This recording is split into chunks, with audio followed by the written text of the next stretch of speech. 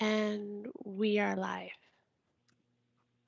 Thank you very much. Welcome to the special meeting of Municipal Council for the town of East Gwillimbury for Tuesday, December 21st, 2021. I'd like to call this meeting to order at this time and ask if there's any declaration of interest. Not seeing any, I will move forward with our land acknowledgement. The town of East Gwillimbury recognizes and acknowledges the lands originally used and occupied by the First Peoples of the Williams Treaty, First Nations, and other Indigenous peoples. And on behalf of Council, I'd like to thank them for sharing this land. We would also like to acknowledge the Chippewas of Georgina Island First Nation as our closest First Nation community, and recognize the unique relationship the Chippewas have with the lands and the waters of the territory. They are the water protectors and environmental stewards of these lands, and we join them in this responsibility. Good evening tonight. We have a deputation to lead off our presentation tonight. I'd like to introduce M. Rice Group, President, and J. McGovern, Rice Group, Senior Vice President, Policy and Planning, making a deputation to Council regarding item E1, Development Services Planning Branch Report E 2021-34, Heritage Removal Request, 18674 Woodbine Avenue. Do we have our deputants here tonight?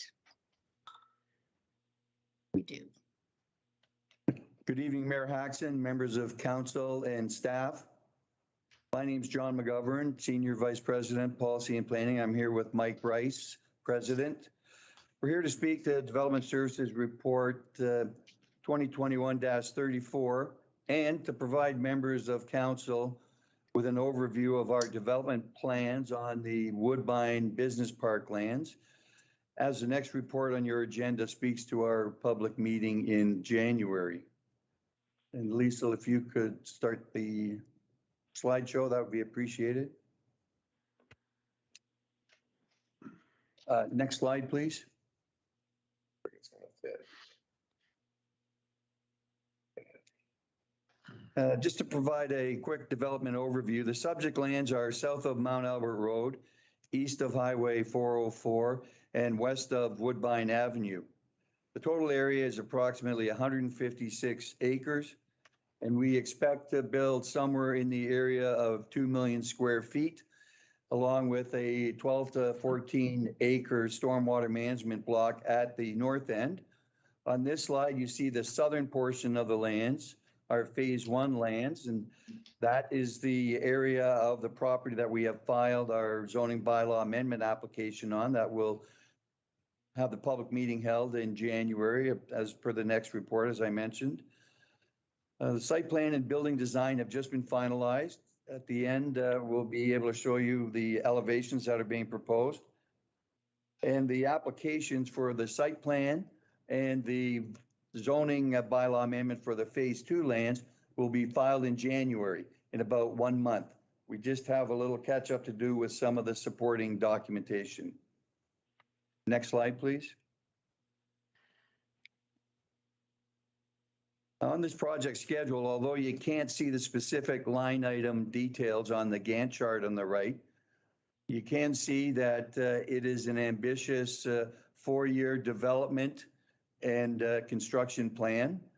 We did provide this document in its native format to development engineering and planning if anyone would like to explore the particular line items, but the highlights of where we are at this point in time in that Gantt chart are, as you know, the earthworks began in September of 2021. And I'd like to confirm that in support of the earthworks agreement, we provided a tree inventory plan. We were advised at that time by staff that it'll form the basis for determining planting compensation through the review of the landscape plans and the stormwater management facility and constructed wetland plans. The earthworks within the LSRCA regulated area on the property, and we'll see a slide soon that helps you understand where that is, will commence this month. Offsite works, the design of the sanitary and water main servicing scheme is underway. And with staff, we've had 2 design meetings with our engineers. We have now received just this week a confirmation from Kevin Brake of what the terms of reference are. So we have instructed our offsite service design team to start detailed design work. One of the important elements in the months ahead and what precipitated our need to file the zoning bylaw amendment on the first phase of the lands was we believe in July or August, we'll need to come to the town and ask for conditional building permits to start foundation work. It's a long building construction process. The building itself is going to take 2 years, but partway through that building construction will be the commencement of the interior outfitting of the automation systems. So we believe that we've got a good start with our earthworks that have commenced and they're well in hand, but we want to be ready in a position in the middle of the year to qualify for a conditional permit. And when we file the site plan and the zoning bylaw on the balance of the lands, we know that that site plan processing may take us towards the end of the year when we don't want to come up short in the summer if we need a conditional permit. Staff was very gracious in allowing us to break this filing out in that manner. Next slide, please.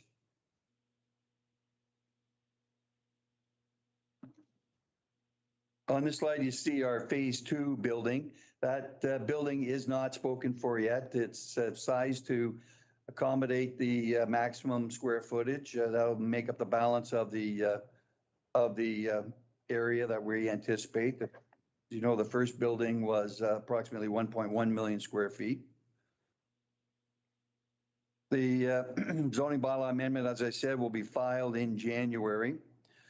And back to our original objective, with the earthworks that we have underway right now, our emphasis at this time is to have the building pad for the phase 1 lands for the phase 1 building to be ready, constructed, and ready to hand over to the client in the middle of 2022. Next slide, please. This slide shows the area on the north of the development. The north is to the right in this case. Yeah, I see Councillor Roy DeClemente turning her head. That's what I did when I first saw it. That's the area where the constructed wetland will be. That's the interim pond. What we're planning to do is have Shelley Loans from GEI, our ecologist, at the public meeting in January. She's going to do a presentation on the constructed wetland and the benefits that it will provide. It'll be a significant gain for the area. We did lose the farm pond in the south. We've kept the wetland area in the north here, and we're going to build around that and separate the stormwater management system from the constructed wetland. Shelley will be able to give you a lot of information on the net ecological gain, and we look forward to having her at the meeting. She has confirmed she'll be able to join us in the deputation. And as you know, well, we'll get to that slide, but we believe, the constructed wetland discussion assisted us greatly with the TRCA in getting our permissions, as you'll see on the slide ahead, to work in the regulated area because it is a great ecological gain for the area. Next slide, please. This is an aerial photo from our drone. We keep a record weekly of our construction progress on all of our sites.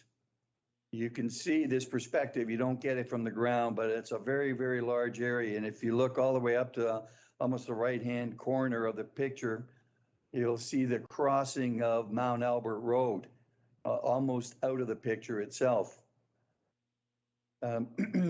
The area that you see that's brown has already been stripped. And this is, I think, a testament to the benefit we were able to bring to the site works by getting, and graciously from the town, our earthworks permit in September.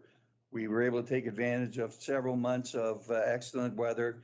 We've stripped all the topsoil in that area. We still have some burned up and ready for removal. In the midst of this picture, you can see the farmhouse. That's the the nature of our request this evening to have that removed from the cultural registry. And further north of that farmhouse, that'll be right in the midst of the building. You're going to see in the site plan view, the office for the advanced logistics facility. And it's going to be very prominent in view for all traffic on the northbound and southbound 404. I think it's a great location. Next slide, please. Now this slide is the same, only with a perspective to the east. The black line that you see predominantly there, starting in the bottom left and working its way into the middle and up to the right, is the silt fence that we put in place. There was the regulated area to the east with a 30-meter buffer. We had permission from the Conservation Authority to start our topsoil stripping on the west side of that because we didn't go near the regulated area. But shortly after we started, we made our application to the authority, and in record time, really, in a fantastic processing outcome, in a matter of 5 or 6 weeks total, they were able to process it and give us the permission and issue the permit just last week. You'll see the date on that permit in the top left corner of December the 14th. And thanks again to Mayor Haxton. I know you did speak to the CAO, Mr. Baldwin, at the beginning, and that, I think, helped us congeal staff's effort and got everybody on the same page. And we had our site meetings quickly. They had questions back on the GEI documents that had the erosion and sediment control plans. And they came back to us very quickly with an approval. Next slide, please. We just have a couple of quick slides on the offsite works that we mentioned earlier. The blue line on there, you can see our property on the right and the community on the left side of the 404. The blue line at the top in the middle is where the water main that we'll be installing picks up the Mount Albert main just in front of your community center. It'll travel east on Mount Albert, south on Woodbine, all the way back to Green Lane, and then across to Harry Walker to connect into the water main at that location. That's a significant amount of infrastructure, but it creates a very effective loop. It's proposed to be a 300 millimeter water main right now. And there is some design work going on for the fire protection system. We may have to come to staff and discuss installing a larger main based on the demand needs of the facility, but we'll get to that. A meeting request will be made early in the new year with staff, the design team for our client, the architect, the structural engineer, and the fire safety consultant will want to come to the town or have a virtual meeting with the chief building official, the engineering department, and the fire chief to go over building design elements and detailed building efforts. They'll describe how they want to proceed on the detailed design and get feedback primarily from the fire chief and with respect to the fire safety system. So that request will come in shortly after we get back to work after the holiday. Next slide, please. Just one comment on the previous slide, though. If anyone's been around the site in the last couple of weeks, you may have seen the geotechnical crews and the drilling rigs in that blue line area up and down. They were collecting the subsurface data that will inform the consultants that are doing the detailed design for that. So they're wrapped up their field work. They have their analysis to do. And as soon as that information is in hand in the middle of January, the detailed design work on that water main will begin. Thank you, Liesl. Next slide. This is the sanitary sewer and pumping station detail. On the right is the northern corner of the Mount Albert and Woodbine area that was shown on the constructed wetland drawing of that pumping station area. You'll see the items on the green. We've met with staff twice on this. We had a meeting last week to update them.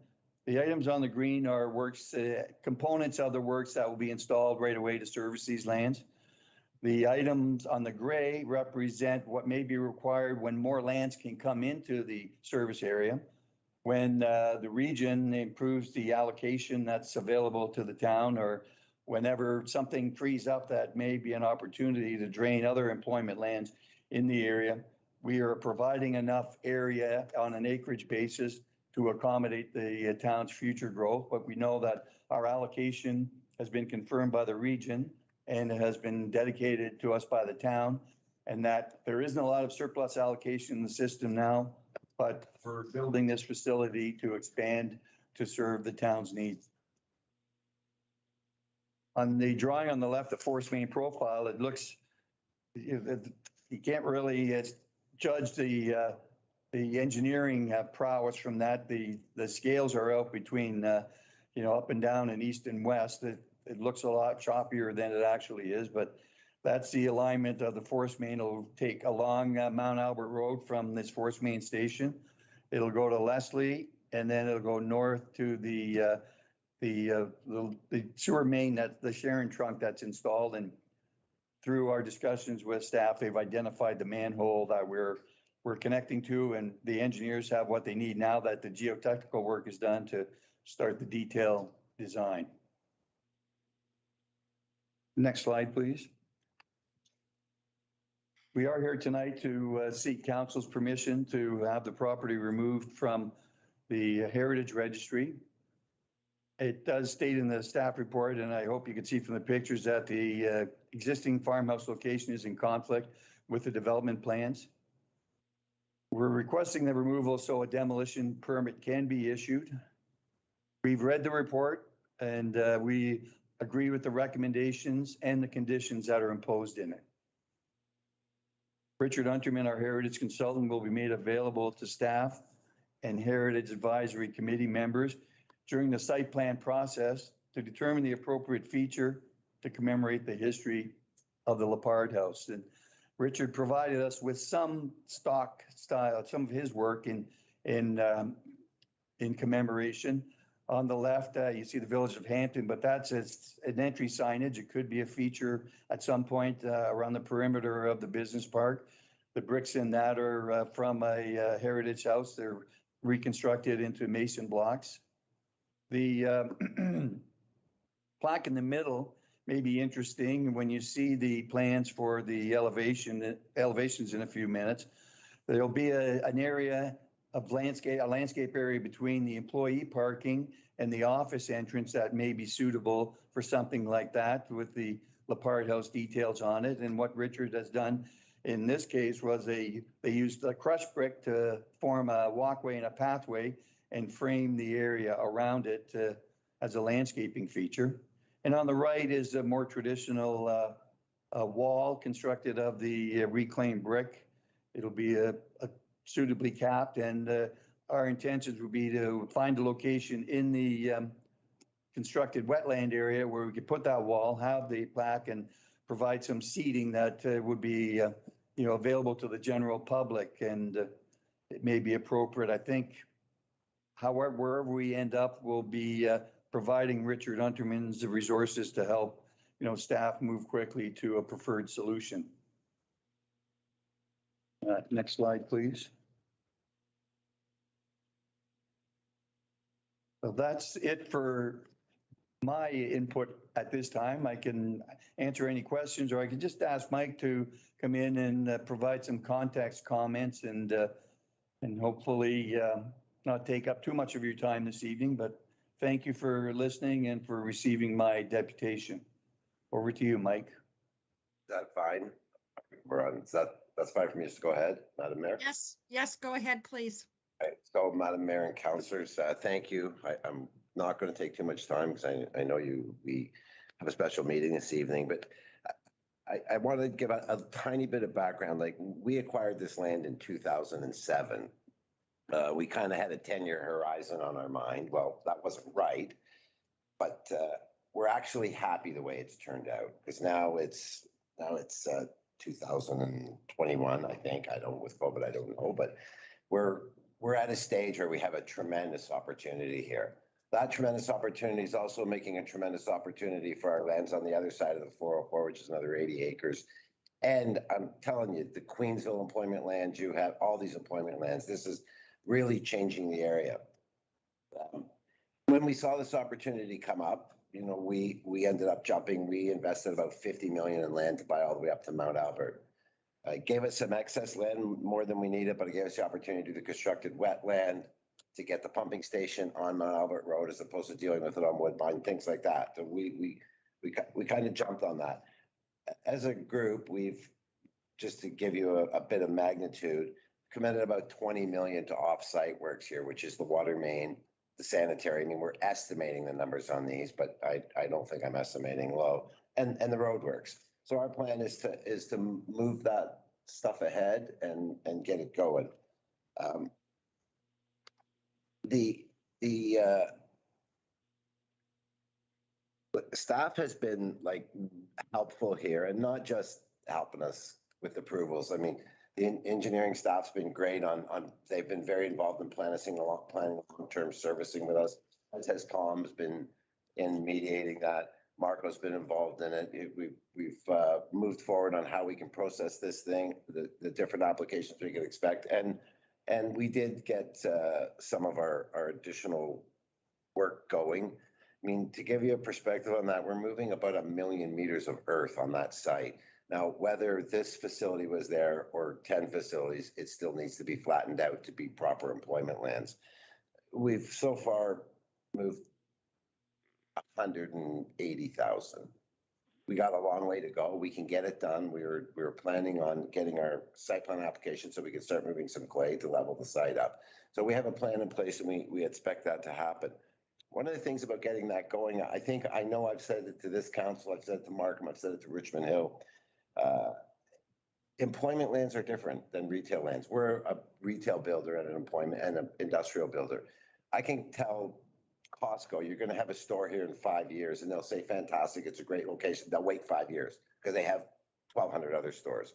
When you have an employment opportunity, you don't get 3 years to wait around. It's needed, they're doing it, and they're going to be somewhere where the land is. So the way to have your employment lands available is have them available, because these are demanding. So this tenant is not going, it can't wait around 3 years. They need these facilities. And John mentioned that there's a massive amount of internal logistics to do, and those opportunities take years to set up ahead of time. So, staff has been really helpful though in moving that forward with us, and we're making a large commitment, to do it as well. If we could just maybe go to the next slide. I know we're going to see more on January 18th. This is kind of what we see this facility looking like. This is fronting onto the 404. Now, granted, you need to put these in perspective because it's a very large building.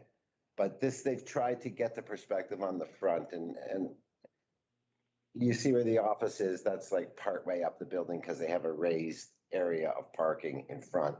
And this is fronting on the 404 where the car parking in the main office entrance would be. Pretty unique looking facility. This company's known for building like top quality and beautiful facilities. So we're pretty excited about that. We'll have a lot more details to show you.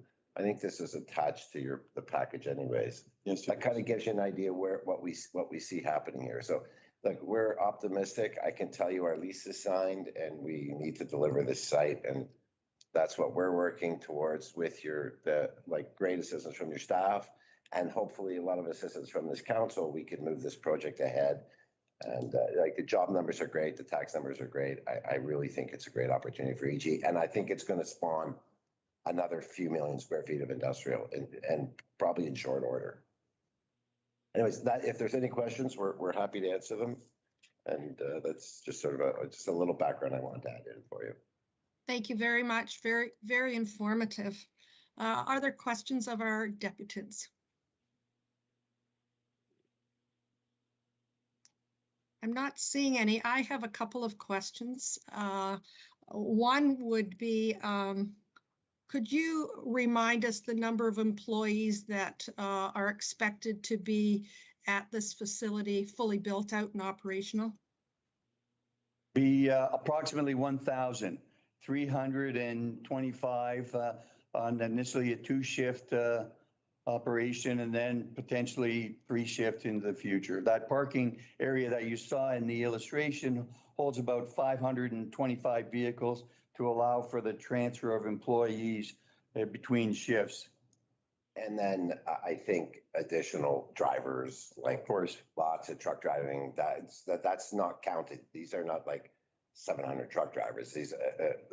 That's additional to the building staff kind of. So Right. not that everyone driving a truck there lives in EG, but the job creation is pretty significant. We would hope that they all are. Yeah. Yes. The second question I had was, what was your expected date of opening and actually being operational?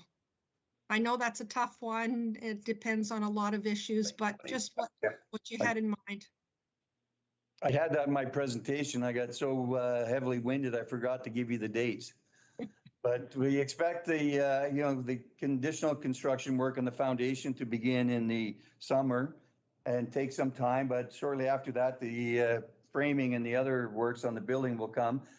It's really from the fall of 2022 till the fall of 2024. That'll include the outfitting of the inside, and then it'll take some finishing, and we expect the opening of the facility in early 25. Thank you. Councillor Persicini, you have a question? Just a comment, Madam Mayor. This is an opportunity of a lifetime. If I'm not wrong, is this the biggest employee that we will have in East Gwillimbury? Can someone answer that for me?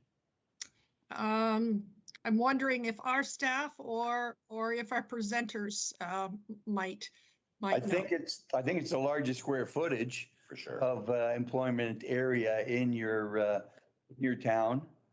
There's some retail centers that may be close to 1 million combined at Yonge and Green Lane, but otherwise, I think you're a pure employment use. This is certainly going to be the largest. Is it going to be mainly people from this around our area here, basically, or they're going to come from all over? Do you have any idea? Okay, it's too soon to ask that question. No, it's not too soon. We expect there'll be good take up of the employment opportunities in the area. There'll be a mix of, facility jobs that'll include technical elements and trained components to deal with the automation systems. I can't go into too much more detail at this time, but at the January 18th presentation, we'll have some more specifics for you in the context of the site plan and the floor plan and the things that are going to be going on inside the building. One of the answers to that, Councillor, is most of the industrial we're working on today, like Mississauga and Brampton are strangled for workers currently. There's been so much new industrial going up. There's requirements, transportation, land size, taxes. One of the new requirements on locating industrial is employee base. It's really significant in today's world right now. So I believe there will be a lot of jobs for the area, but there's also a lot of tech jobs here. So it's not just blue collar, right? It's a different kind of job. What a building like this will bring to East Gwillimbury tax-wise? You have many buildings like this. How much money will the revenue might be getting down the road? Like, I'm sure that you have the buildings like this, just a ballpark. You see? Well, I think I saw Mark Valchek on the call. He perhaps will know what 1.1 million square feet of commercial space will drive. Madam Mayor? Yep. Yes. We have an economic development workshop coming up as our first in January, and we were proposing to update some of these new developments. And I think it's that time we'll have much more information if council so requests on existing employment numbers, proposed employment numbers, tax benefits of these types of proposals, development charges. But needless to say, they're very significant, and we'll certainly touch on that as a key update in our January workshop. As a business person, I welcome this opportunity for us in our area that will bring growth, it's all the way around. This is my personal, I'm not speaking on behalf of our crew here, but I think it's an opportunity of a lifetime to get this employment going to our area. We wanted a university, we wanted all these things. We might even get a hospital if we're lucky. So these are great times for us. And I think the opportunity knocking on the door, I mean, this is great. But we'd like to get some more information, as Mr. Webster says, in the new year. Anyway, thank you very much for the presentation. It was very inviting. Thank you. Thank you. I know that Councillor Roy DiClemente would like to speak, and also Councillor, who else was it? Morton? Councillor Crothers. And was there anyone else? Yes, Councillor Morton. Oh, Councillor Morton as well, and Councillor Crow. Go ahead, Councillor Roy DiClemente, and then I'll go through the list. Thank you, Madam Mayor. I think to some of the questions that Councillor Persichini has are also, some of the answers are within the staff memorandum or the staff report for us this evening. So we can certainly have a look at those in advance of our workshop. Through you, Madam Mayor, to our deputants, I agree with you wholeheartedly that this is a tremendous opportunity for our community, and we absolutely, I think that, you know, that through us and the direction to our staff and our staff's actions, I hope have shown you that we appreciate the investment and we welcome that investment in our community. Absolutely, absolutely. The question I did have for you was regarding the request for the Heritage House. You know, my comments at, I think it was last week, where I said, you know, this is a party who should know better. Why wasn't the matter of the Heritage Home, the listed property, addressed sooner than this? Can you perhaps help me with that one? I think we're doing the right thing now, but it was a bit tight to get here, I guess, is where I'm going with it. Yeah. So I guess a couple of things. Like I said, we bought it in 2007, and it is a listed property. It's not really a heritage property. I'm not paying it disrespect because of that. We did know that we were going to get through this process at some stage, and having started work, like, we fenced it off. We didn't touch it. We've been cognizant of the fact that it was either going to be demolished or going to be moved, and we could move it. It would be cheaper for us to move it right now than do this, but I think it's better for the town what we're doing, and we've looked at it that way as maybe a better way for us to go. So I guess we maybe should have done something about it sooner. That could be our fault. We never anticipated that we weren't going to do anything. And Councillor, I don't think anything's changed the fact that we didn't process this until now. We respected it. It's been fenced. You know, we have time. It's one of those things when, you know, nothing has been done with the house, and we spoke about that earlier. I'm not saying that we disrespect heritage. We deal with it. We have heritage properties. It's really hard in the middle of a field on a 100-acre farm to try and maintain some kind of livability of a house. There's no question. That's just a huge problem, but we weren't ignoring it. We weren't disrespecting it, and we weren't tearing it down. We knew we would deal with it. It's been a lot going on to move this project forward. And I mean, we've been bending your staff's ear for 5 months about 100 different issues. So that's kind of probably how it happened. I guess we should have jumped on it ahead of time, but we knew we had time to get it out of there. So I know it comes to council as a different light, but I hope you can not see it that way and just understand there's just so much going on this file right now. And it's come together very, very quickly. Thank you. I certainly appreciate that. That's the answer I think I've got for this. Thank you. For our fault of it. Councillor Crothers.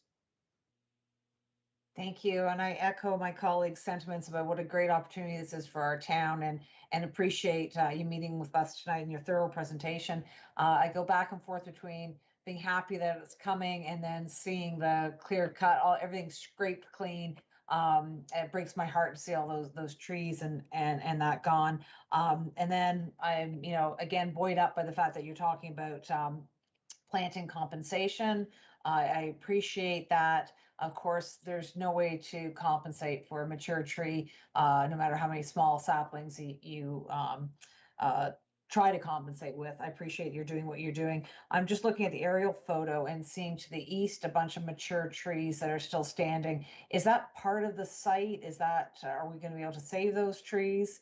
To me, I'm more interested in the trees than the house. I can go with that one, Mike.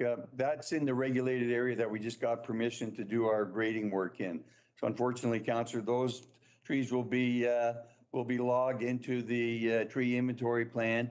And the grade in that area is going to come up substantially 4 to 5 meters. Oh, 8 meters. 8 meters in that specific area. And that's where the farm pond is. That was a man-made pond in and around it. We know it's an attractive looking component of the site with fall colors, but we hope there's many falls ahead that people get to, be gainfully employed here and learn to, respect the landscape plan that's going to be put in place. And I think that image from the parking area for the employees speaks a lot about, how they're going to make the arrival of the employees for the facility feel welcome and in a more natural environment. So Councillor, just to add, if you were to look at the site plan, Councillor Brothers, you would like the 404 side of the site is coming down and the Woodbine side's going up. And that's basically it's a parking lot. And some of the building extends into those trees. Yeah, I see that now as you explain it. There's a lot of information coming at us on this, but as you explain it, I see that. I just ask that when it comes to the tree compensation, you try and put in as many large trees as possible. I know that there's a lot of wiggle room there on putting in lots of small trees, and we know that the bigger the tree is, the more chance of it surviving. So I'm hoping that that's part of your plan. I appreciate that. Thank you. It will be. Thank you. Thank you. Thank you. Councillor Morton, go ahead, please. Thank you, Madam Mayor.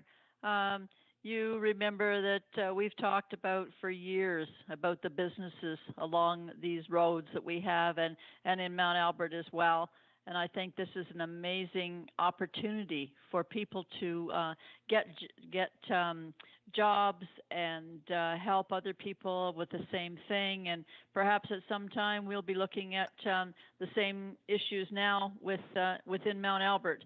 But we certainly need businesses and to help the residents and everything else. And I certainly think that what Lloyd and Son or what they're doing, what Mike Rice is doing and John are amazing. And I hope that it's able to do exactly what they're wishing as well, and what we will end up seeing at the end of the day. Thank you, Councillor Morton. Councillor Crone, go ahead, please. Thank you, Madam Mayor, and through you to our presenters. I think I share everyone's sentiment that this is a wonderful opportunity for our town, and increasing the commercial tax base is a good thing because it takes some of the reliance away on the residential tax base. So that's welcome news.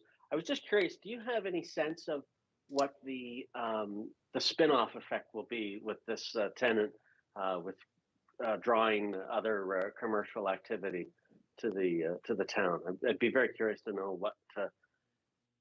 what sort of catalyst this will be for other opportunities. Just wondering if you had a sense about that. Well, so I think what opportunity has is that these lands were coming. The 404 is full. I mean, there is some lands, but it's very difficult for it to move forward.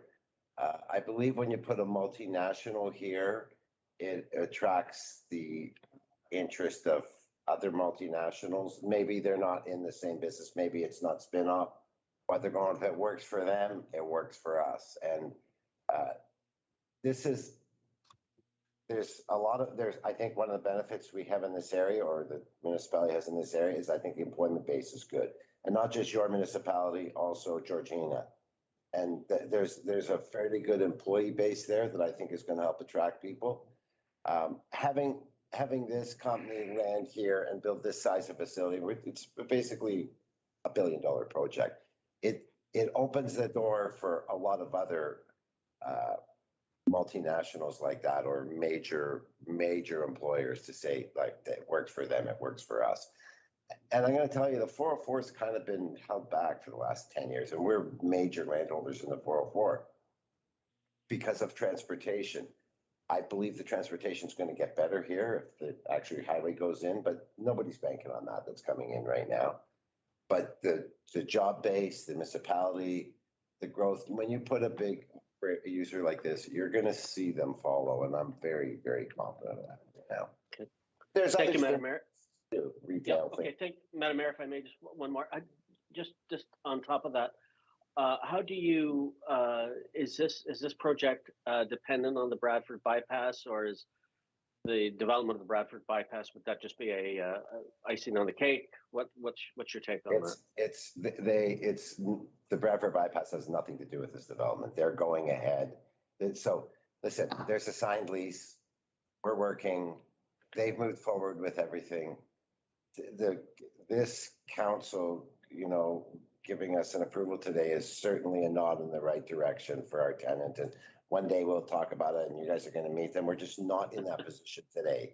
But that will. Okay. It's nothing to do with Madam Mayor, you've touched on my last question. When do you think we'll be in a position to unveil this? Because it's, you know how hard it is to keep a secret in a small town. Yes, well, it's hard to keep it secret in the whole province. There's no question about that. We'll have a better idea of that in January. Like our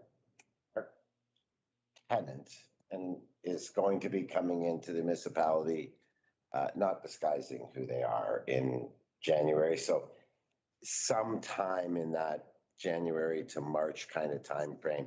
Look, it's not going to stay a secret. Nothing stays a secret, right? It's going to be something in the paper probably tomorrow saying we're bringing Costco there because we bring Costco everywhere. That's what happens, right? That's not the case here, but it's seen it at Davison 404, even though we flatly denied it was Costco. It's in the newspaper, right? But Councillor Crone, back to. So it's coming. We don't have the time.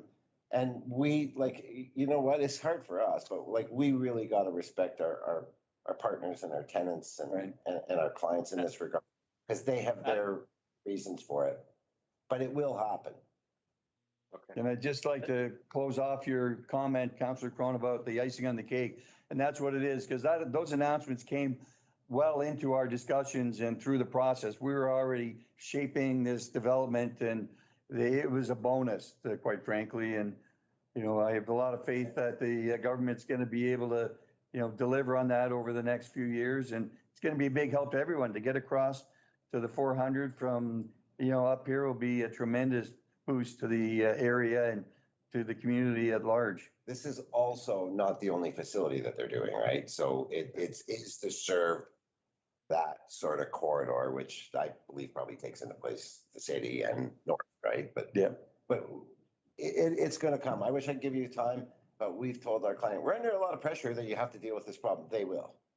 Well, I mean, I know it's hard for council, but I'm legally bound to, as is John on this thing. That's fine. All right. Thank you, Madam Mayor. That's it. And I'm sorry about that, Councillor. I really am. There's nothing I can do about it. The longest I've ever kept a secret. Yeah. We certainly understand there are rules and regulations along the way, and we're, as you can tell by our meeting tonight, very excited about having this organization come into our community, and whatever it takes, if we have to keep mum on the who it is for a little while, that's fine. The end result is that they're coming to our community and they're going to be here a very long time. I look at this as a project as actually being an environmental project. And I see it because we now will have the ability to give people jobs in their own community. And we know how busy the 404 and all of our southbound roads are at work time, anywhere from 6 o'clock in the morning till 9:30 or 10 o'clock in the morning, that people are leaving town to go and work. And wouldn't it be nice that they were 5 or 10 minutes away, carpool together? And as I said, I look at this as making a huge difference in the environment in our community, let alone providing local jobs for probably a lot of people who haven't even moved here yet. So thank you very much for your presentation tonight. Really appreciate it. I would like, could I have a mover and a seconder? Councillor Persichini, Councillor Foster. Thank you very much. Be it resolved that the deputation made by M. Rice Group President and J. McGovern Rice Group Senior Vice President, Policy and Planning regarding item E1 Development Services Planning Branch report number P2021-34, heritage removal request 18574 Woodbine Avenue be received. All those in favor? And that's So carried. moved. Thank you. Thank you very much. Thank you very much Thank- for sharing Thank your you. information, and we look forward to seeing you on a regular basis. Thank you. We do as well. We'll just close our camera and mute ourselves and be here if any other questions come up. Thank you very much. We are now on item E, Development Services, Planning Branch Report 2021-34, Heritage Removal Request 18574 Woodbine Avenue. Mr. Ramuno, I believe you have carriage of this report. Yes, thank you, Madam Mayor, and good evening to members of council. So this report is similar to the report that was presented to council last week. Council deferred the decision at that time, requesting additional information, specifically as it related to the conditions that we were proposing in the recommendation 1. So the report before council this evening provides some additional detail and certainty with respect to the conditions imposed associated with the removal of the heritage property. The deputies, Mr. Rice and Mr. McGovern, touched on some of the details with respect to the heritage property, but specifically condition 1 has been revised through some discussion with the applicants and the CAO. We've included a financial contribution of $250,000 to be paid to the town to support future heritage initiatives. The second condition dealt with the property owner salvaging the bricks for reuse elsewhere on a property, in addition to any other materials that may have some heritage value.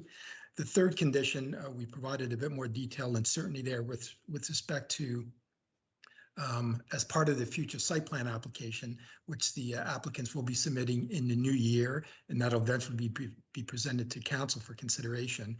The property owner would be required to install a plaque and some sort of feature, and they provided some sort of examples on the property to commemorate the history of the Leopard family and the heritage building that's proposed to be removed. Thank you, Mr. Bruno. Are there questions, comments? Councillor Persichini, go ahead, please. If there's no question, I'll move it. Thank you. Do I have a Second. Councillor Morton? Councillor Roy DeClemente, you have a question?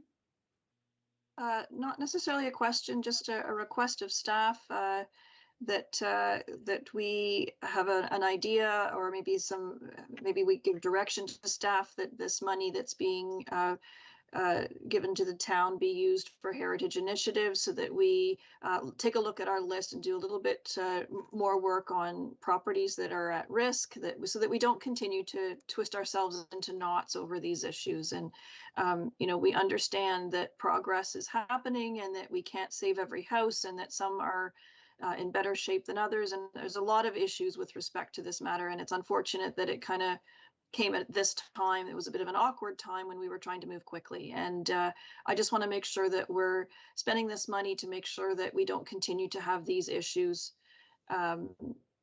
So maybe I don't want it to tie it up with this resolution that we have before us today, but some direction to staff about using this money to work through heritage issues and make sure that we don't continue to have to address this. Thank you.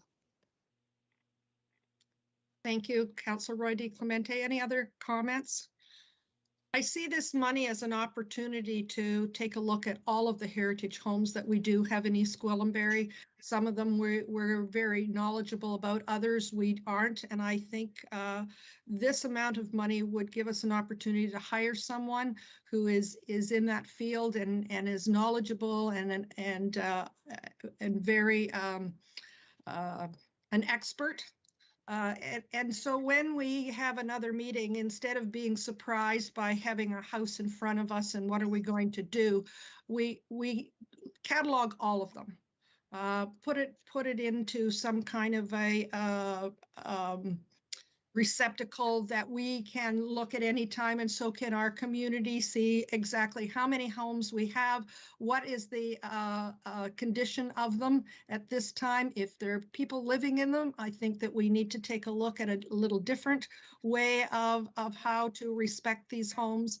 But as I said at our last meeting, I don't want to continue to have meetings where we're looking at houses and really have not had the opportunity to determine what we think would be the value of retaining it and respecting the families that are in there. So I'm very pleased with that amount of money, and I know we can care for some of the homes and certainly recognize all of them at some point or another.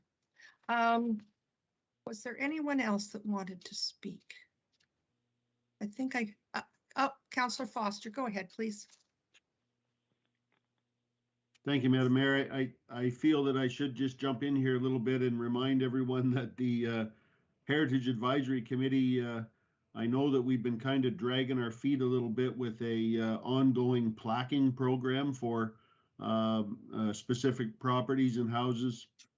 So again, we may need to carve a little out of this to to give that one a little bit of a push start too. So Marco, as you know, we've gone over this one a lot in the last little while. So certainly this looks good to move ahead with some of these projects. Thank you. I'm looking I agree with you, Councillor Morton, or Councillor Foster, sorry. Thank you. Any other comments? Seeing none, could I have a mover and a seconder, please? Councillor Persichini, do I have a seconder for this motion? Second. I'm going to take Councillor Foster. Councillor Morton, I think he was quicker to the draw than you were, so. That's okay. And I will read it all out. Thank you. Be it resolved that development. Mayor, could I have a recorded vote? A recorded vote. Yes. Then that would be our deputy clerk that would be doing that, not myself. No, just because you were going on, that's why I asked. Okay, through you, Madam Mayor, Councillor Persichini has requested a recorded vote. Councillor Persichini, how do you vote? Yes. Councillor Roy DiClemente, how do you vote? I'd like some clarification. We're voting on the resolution as presented? Yes, I was just ready to read it out when Councillor Persichini had indicated. So that's okay. If it says as presented, that's fine. And my vote is yes. Thank you. Thank you. Councillor Crothers, how do you vote? Yes. Councillor Crone, how do you vote? Yes.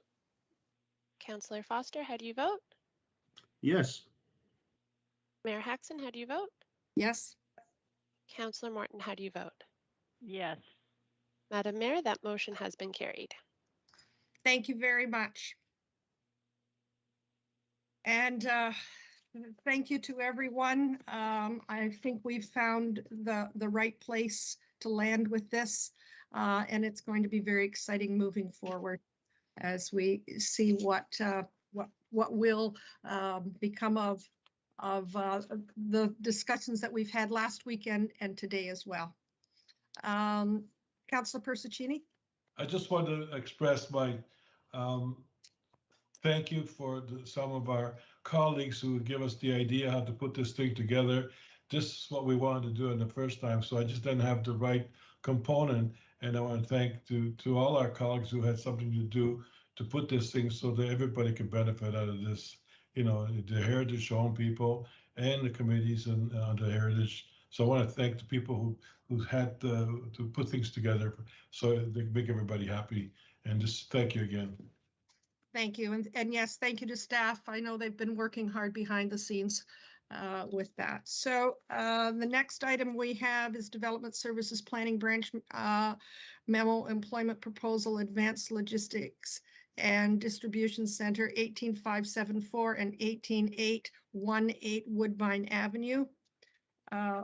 Mr. Ramuno, do you have comments on this resolution? Yes, thank you, Madam Mayor. Just briefly, because the deputants did speak to sort of their work plan. This memo is associated with the first item, the same property, and the purpose was to provide council with a status of the applications and the next steps. And really just, and as I mentioned, Mr. Rice and Mr. McGovern did touch on their work plan. It's an aggressive work plan. We think it's very doable. As mentioned, this is will be the town's largest employment opportunity. We have received a zoning bylaw amendment application this month, and we are looking to schedule the statutory public meeting January 18th. And the purpose of that sort of meeting and a zoning bylaw amendment is to implement the employment zones as per the secondary plan for this property to allow the zoning in place. And they are also working on submitting their formal site plan application for their phase 1 being the 1.2 million square feet of the distribution center. And we'll try and report on to council on that early in the new year as well, or before spring. And that will provide the details surrounding the design, site layout of the phase 1, all those features, the tree compensation, the environmental features, traffic, etc. And we'll also deal with the heritage feature or the recognition feature of the Leopard House within that site plan for council's consideration. So we just wanted to bring that to council's attention. We'll be sending out the notices for the zoning bylaw amendment public meeting this week. To be held January 18. That is the first step, obviously. And then in February or March, we'll report back on the final zoning bylaw for council's consideration. And again, as soon as we get that site plan application, which is due, which should be submitted early in January, we'll be circulating that for technical comments and bringing that for forward to council for their final consideration. Thank you very much. Questions of Mr. Ramuno? I'm not seeing any. Could I have a mover and a seconder, please? Councillor Roy DiClemente. And a seconder, please. Councillor Persichini. All those in favor? And that's carried. Thank you very much. Is there anything else, Mr. Ramuno, at this point in time? Nothing further from me, Madam Mayor. Thank you. Thank you very much. I'll move along to item F, and that's COVID-19 update. And I'd like to call on Mr. Webster with that, please. Thank you, Madam Mayor. It's appropriate that our last item of business for this calendar year is COVID. It has dominated the year and unfortunately has escalated over the last few weeks. And I'm asking Deputy CEO Valchich to provide an important update to council this evening. Thank you very much. I believe you're muted. Thank you, Mr. Webster, and thank you, Madam Mayor, through you.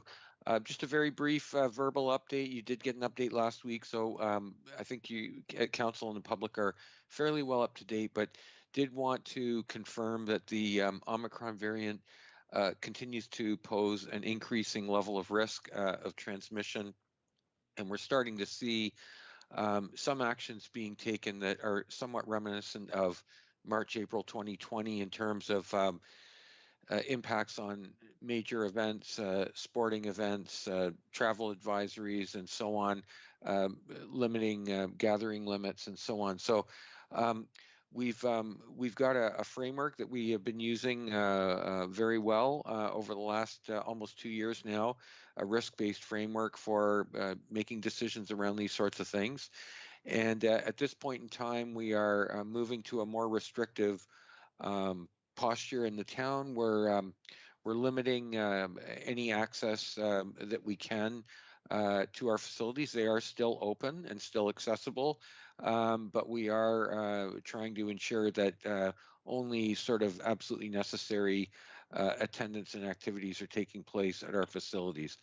It does have an impact on some of the major events that we had planned coming up, notably New Year's Eve and so on, and some of our programs that we offer through our recreation facilities. So with just a little bit more information on that, I would ask Mr. Karmazin to provide you a little bit more detail, Madam Mayor.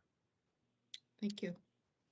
Thank you, Mr. Belchuk. Through you, Madam Mayor. In response to the increase in provincial regulations this past Friday, CPRC staff, along with HR, health and safety staff, have adjusted all of our facility operations, our programs, our permits, in particular with significant decreases to our occupancy numbers. We've essentially decreased our occupancy numbers by half. And given the rise in cases due to the variant, our staff, CPRC staff, are recommending taking a pause with the full New Year's Eve event. Staff will still offer public skating on New Year's Eve, but subject to the occupancy limits, provincial regulations, and public health measures. Staff recommend erring on the side of caution and taking a pause with many of the indoor activities and the outdoor activities that may result in larger group gatherings, which the province, as well as the our local regional health, is recommending that we try to be cautious and steer clear of. So I'd be happy to answer any questions related to any of the programs, permits, occupancy restrictions, and as well as the recommendation for large-scale events. Thank you, Mr. Karmazin. Can you tell us how we're letting our public know what are the steps? I know that people feel like it's hurry up and wait, and they're in the wait pattern right now. I'm just wondering, how do we let them know what we're doing, what we're not doing, and I guess a little bit of the understanding on why we're making these decisions at this time.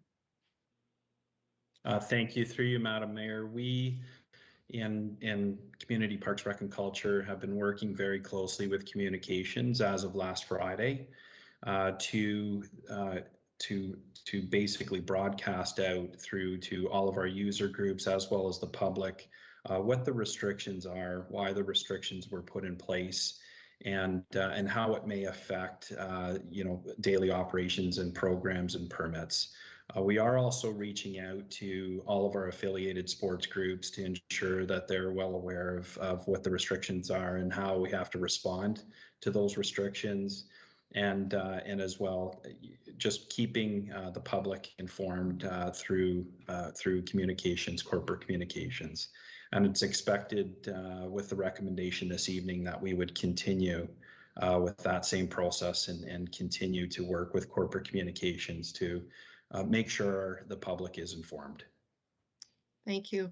I would hope that we also inform the public that while all of these on this side are canceled, there are things that are taking place and the kinds of things that people still can do, whether it's our trails that they can get out as a family or a variety of other things. I see so often that can't do this, can't do that, but what is it that they can do over the holidays that will give them some pleasure as a family to be doing something in a recreation capacity?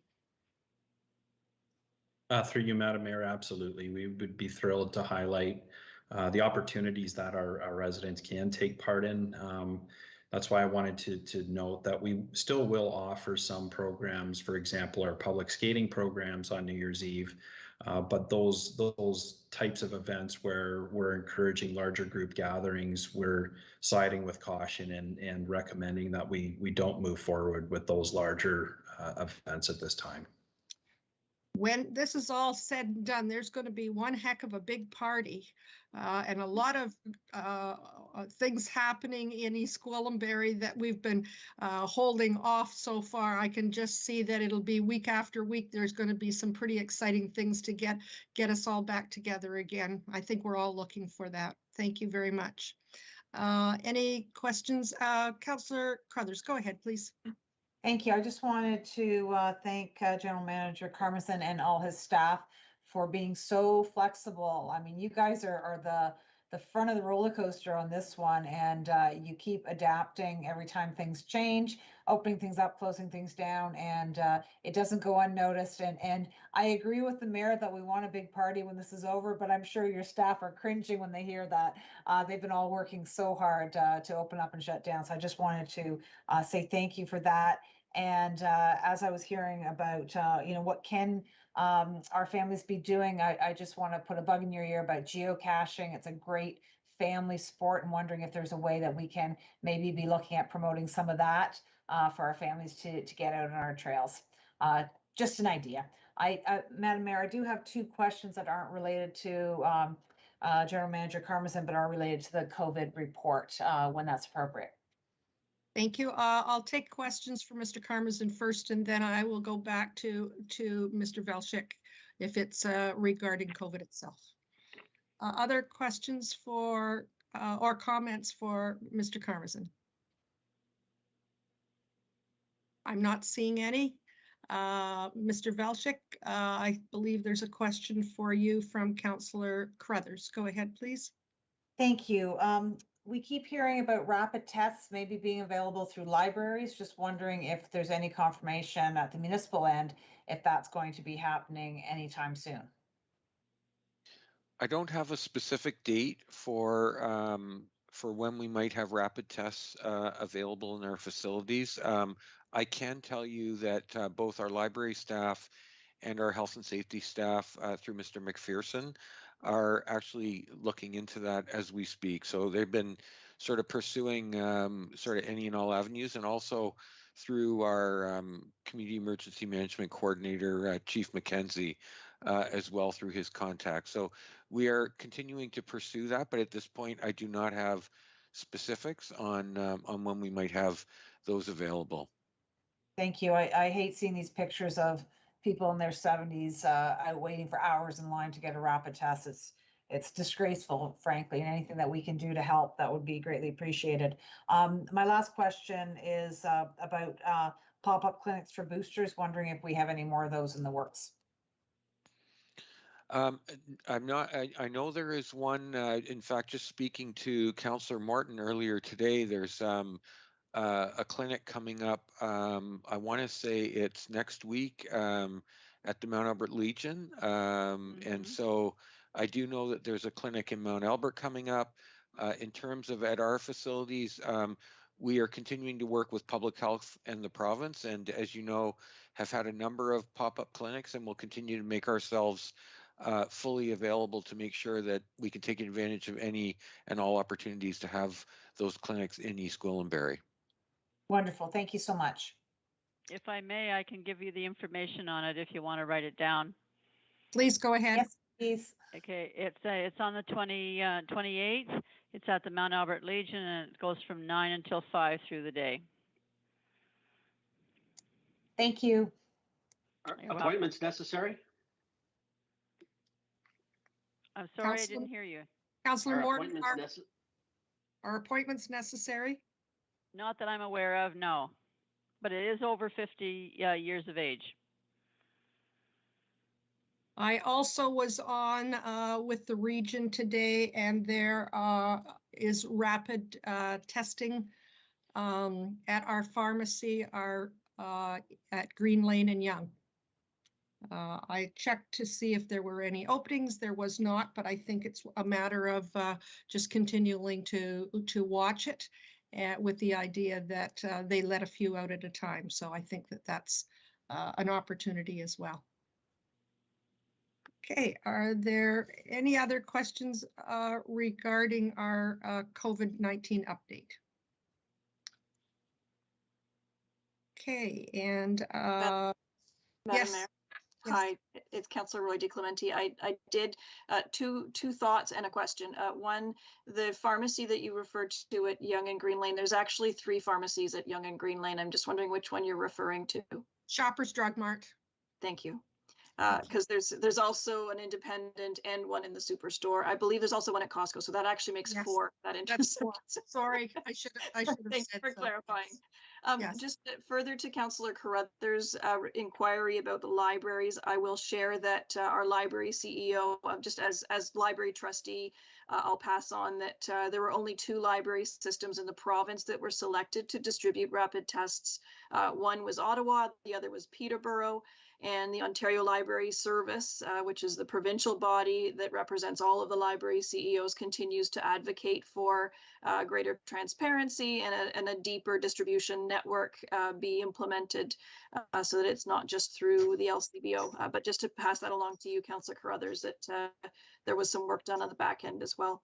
My question, Madam Mayor, through you to Mr. Velchich, is regarding our staff. As we've seen, at least my network has been greatly impacted by, people are being identified as being close contacts and are requiring to quarantine and so on, regardless of vaccination status. That's the new provincial regulation. I'm just wondering, from a staffing perspective, especially with our frontline workers in our water department and emergency services and so on, are we seeing an impact on our ability to deliver our essential services, or are we back into that strict cohorting with staff and shifts and so on, just to ensure coverage? I'm just wondering if we have to address anything from that perspective. Madam Mayor, through you, great question.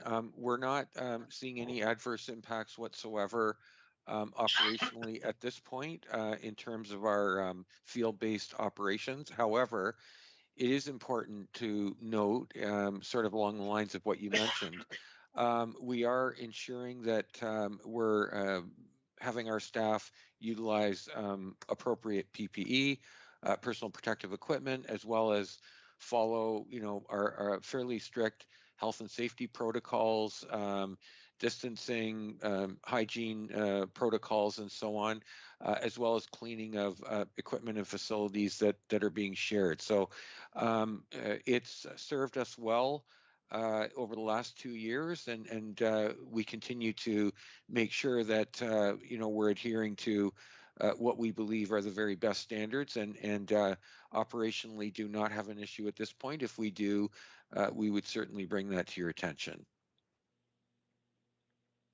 Thank you for that. Just further to that, I'm hearing that some of the public health recommendations are that a medical mask, the blue medical masks or the cloth masks, aren't quite as effective as they could be, and that the recommendation is to where possible, to wear an N95 or a KN95 mask.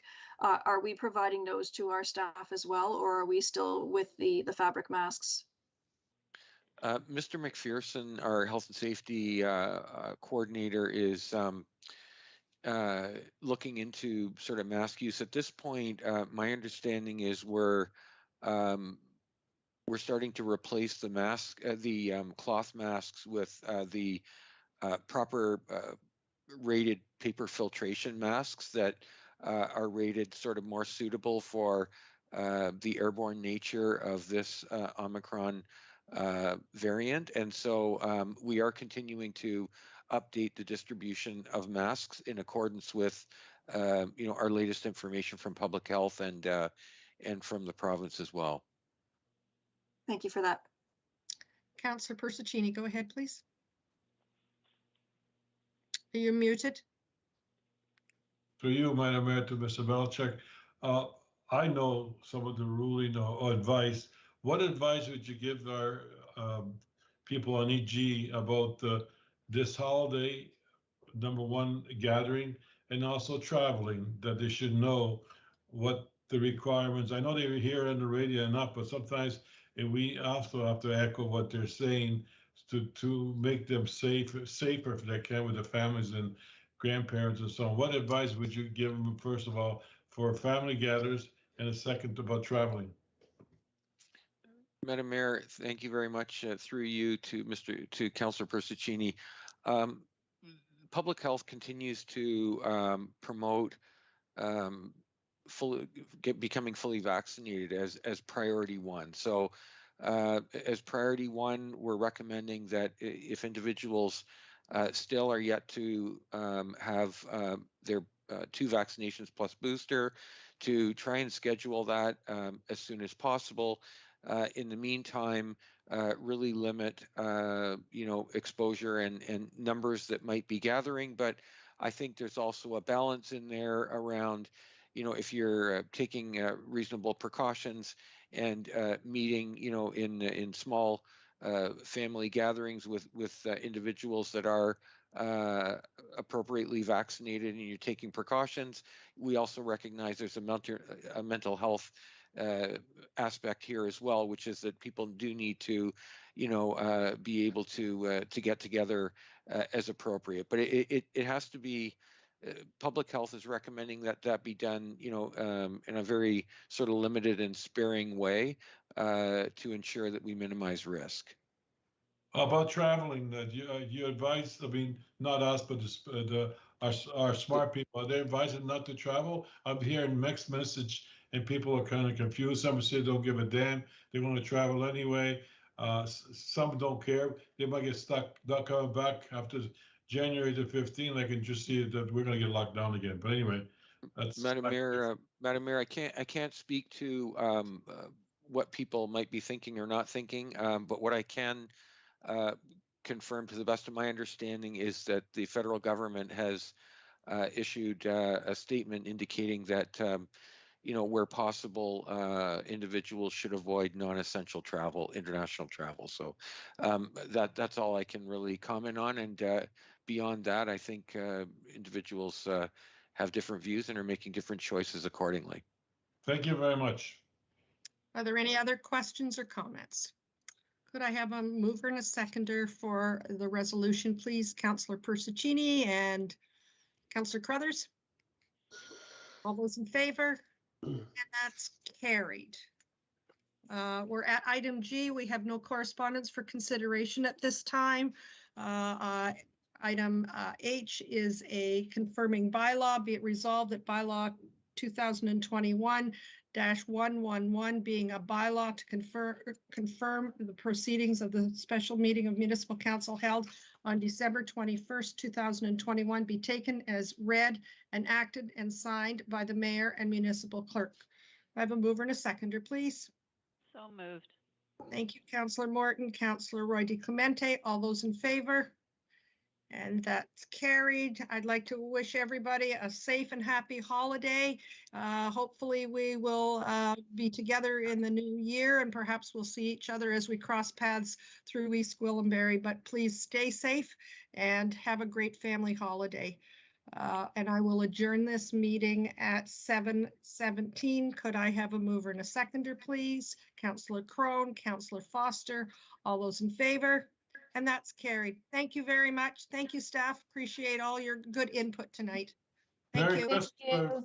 Merry Christmas. Take care, everyone. Merry Christmas,